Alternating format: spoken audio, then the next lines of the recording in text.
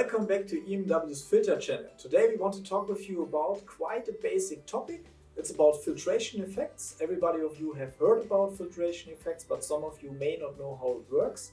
And filtration effects does not follow a mood of nature. It follows actually physical effects, which we want to show you right now. The first effect we're going to talk about is well known. It's a surfing effect, and it's easy to explain because particles which have a larger diameter than the media structure of the filter media can't pass accordingly the filter media, and that's the first effect of filtration. The next effect we're going to talk about is the inertial effect. And on this effect you can count on, especially if you want to capture large particles or particles with a high weight. Because these large particles, they don't show up with a high dynamic, that means they mostly don't follow the airstream, instead they just follow their own path and may get captured by a filter media fiber.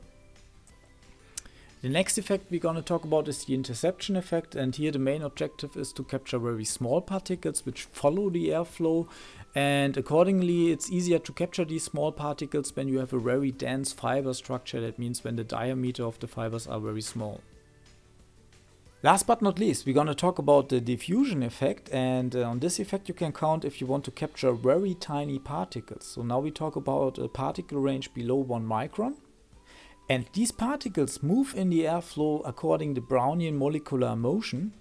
And accordingly you have to design also the fiber structure of your filter media, because you have to count on randomly moving particles within the airflow.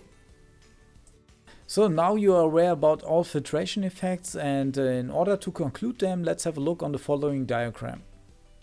And according to the red trend which you can see in the diagram, you can easily identify that the diffusion effect especially takes part when it comes to a particle range of 0.01 and 0.1 micron. As you can see by following the trend in green and in blue, you can see that especially the inertial effect and interception effects has to be considered if you want to capture large particles. So now we have a look on the black trend which shows up in the diagram, and here you can see all the effects taken place in one trend. And as you can see, we highlighted the MPPS, the most penetrating particle size, and this shows you actually the lowest efficiency of a filter element.